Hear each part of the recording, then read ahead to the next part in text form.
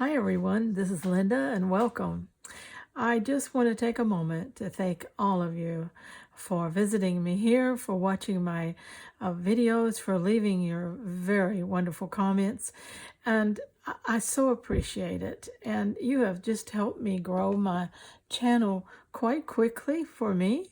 As an old lady, I didn't expect to do as well as I'm doing, but I am having the time of my life, and it's because of you, and I thank you so very much. Now, today I wanted to tackle a subject that a lot of different ones tell me they have a lot of trouble with deciding on pattern and color when they're doing their stitching. And they just don't feel comfortable in what they choose or how to mix and match things. And so I wanted to give you a little insight on one of the things that helps me. Now, my absolutely favorite stitching magazine is not a stitching magazine at all. It's really a journal paper craft magazine, mixed media magazine called Somerset Studios. And this is the February, March, April of this year magazine here. And I bought it a couple of 3 weeks ago, but I just now have had the time to sit down, and I thought, well, I'm going to do this with y'all because I'm going to show you how I use this magazine. And what I do in my first flip through the magazine is I don't linger and study each page, but I flip through, and when my eye catches something that teaches me something, that tells me something, that gives me an inspiration, that's when I stop and look at it just a little bit, but I keep going. So we're going to flip pretty fast, and so I'm going to do that process with you here on camera, and maybe you could use this too. All right, so let's go. Right off the bat, there are so many wonderful things in this magazine. These paper artists and mixed media artists are just wonderful. And they really have perfected the use of color and pattern and texture. So we want to grab some of that from all of this. Now, the thing that jumps out on me on this page is this picture right here. I love Southwest pictures and colors. I love the golds and the browns and the yellows and all of that in here. And it's very interesting to me that all of this is matched with teals and pinks. Isn't that pretty? Makes very good color combination. So you might think about that when you're putting something together. All right. Another thing, this one jumps out at me. Sometimes we want a greenery in our background, but we don't want it to be the focal point. So we need to learn to pick very, very muted greens and some that just almost just totally faded out in our fabrics, and use those in our backgrounds. And then whatever focal point we want to use will pop out, but we'll still have that greenery background, okay? All right, let's keep going.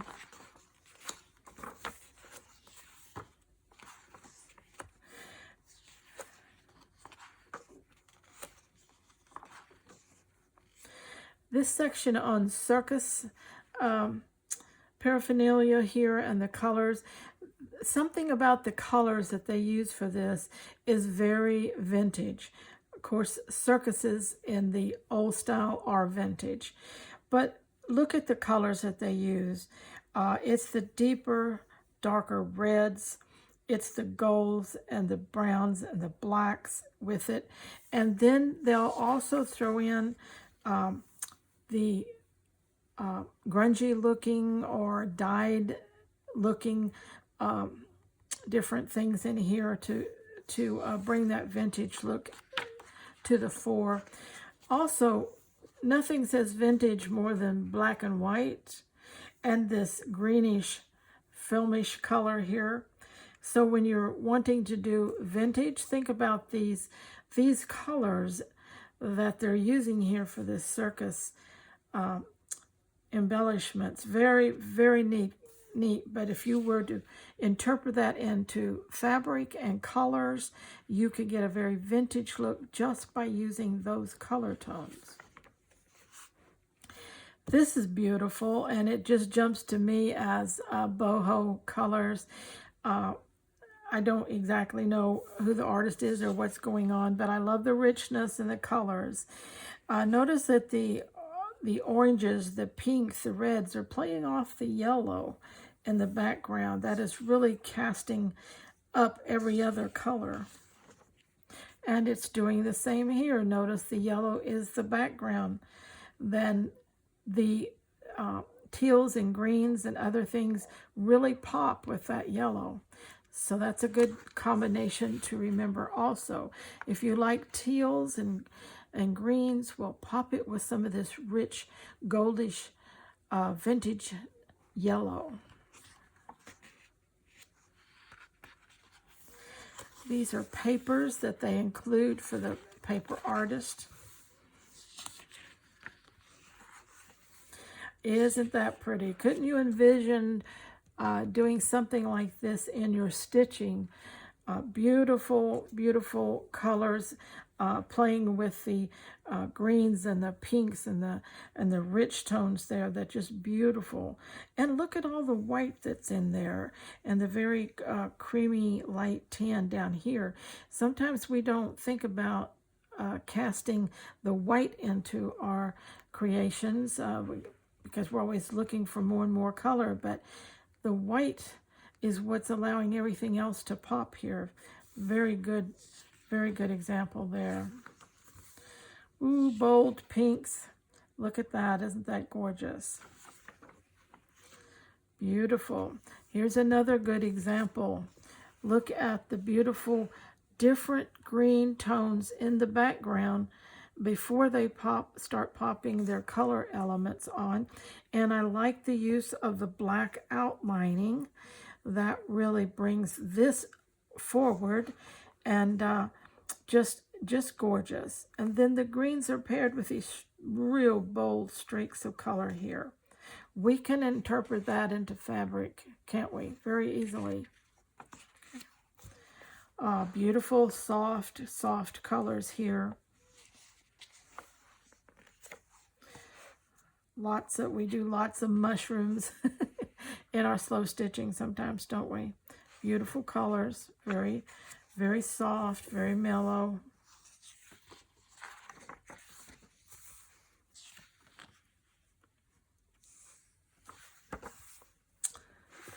Another great example. These are almost like mini collages, but again, look at the color play in here. Look at all these pinks and purples, and then this bold red right in the middle of it. Normally we don't think about red on top of all this pinks and purples, but it works there, doesn't it?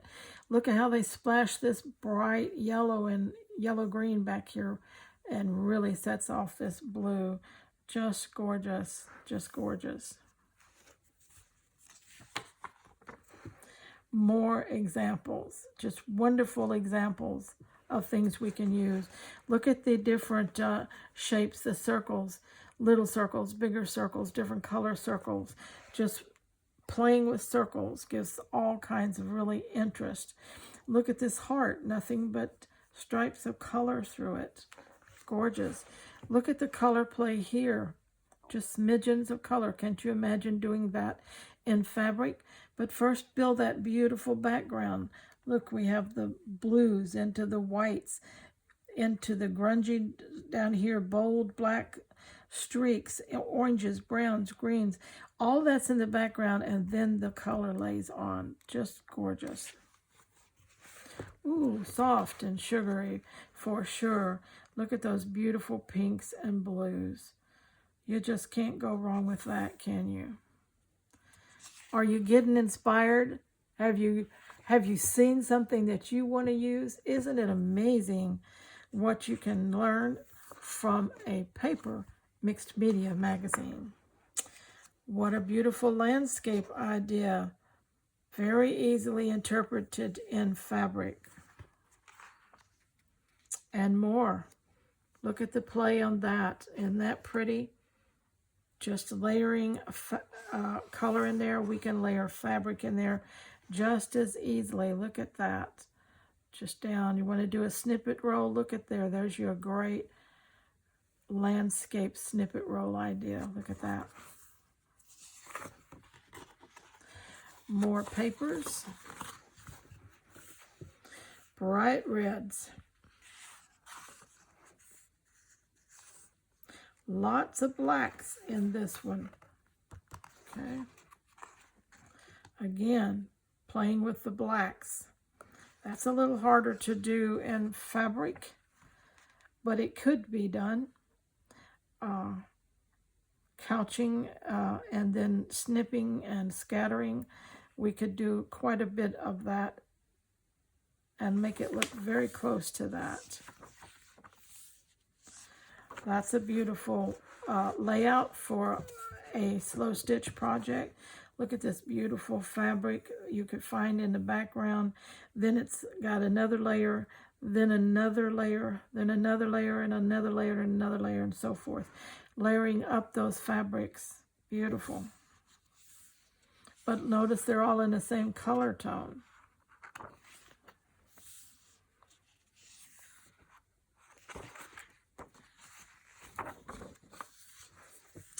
Look at the collages here.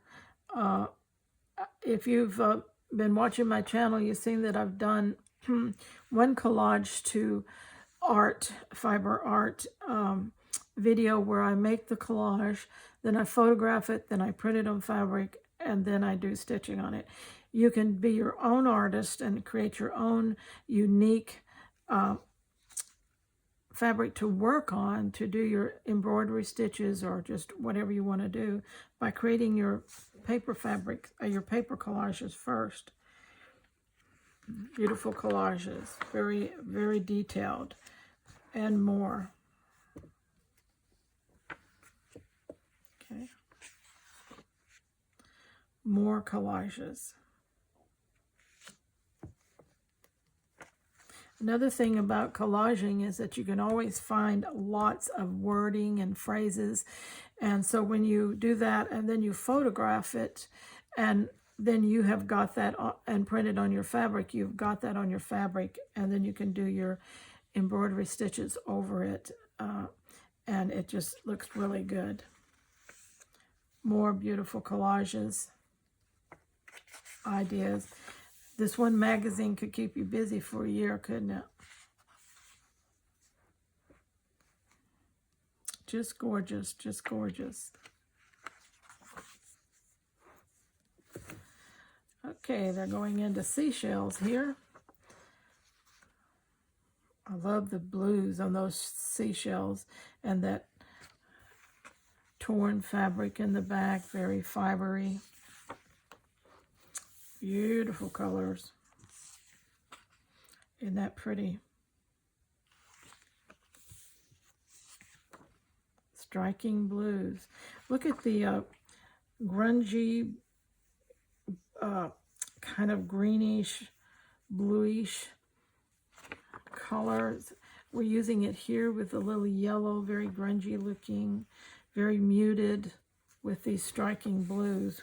That's a good color combination for us too. Look at these bold, bold yellows. I love it. Reminds me of the circus ones, doesn't it?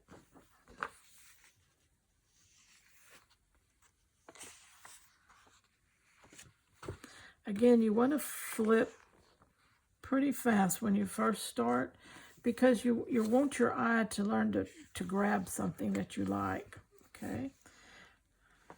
Those are nice little pendant things. Look at how pretty that is. What a nice idea. Now we could definitely do that in fabric. Look how pretty that is. Oh, wow. Beautiful ideas. Beautiful ideas. Look at that butterfly. Look at the pink roses worked in there. Can't you just imagine being able to stitch that once that's printed on fabric? Wouldn't that be beautiful? So you could collage your own with paper and then do it, or you could try to build it from inspirational pieces like this from fabric first. Look at the texture in that. We definitely can get texture with our fabrics.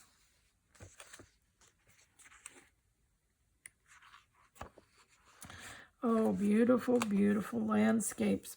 But look how they're using them.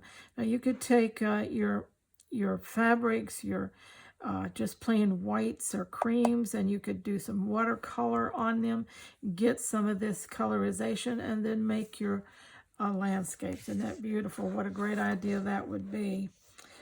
Also, look at how you could do a brick wall. That would be beautiful. Then you could do your stitching of some flowers up in that.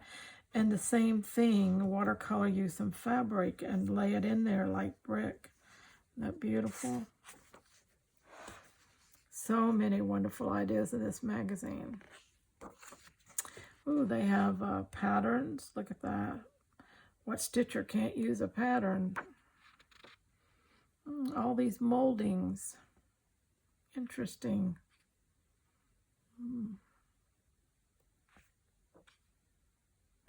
Nothing here jumps at me too much, but look at the wordings. Nice wordings. Okay, all right. This is really pretty too, isn't it? These are papers, full-page papers.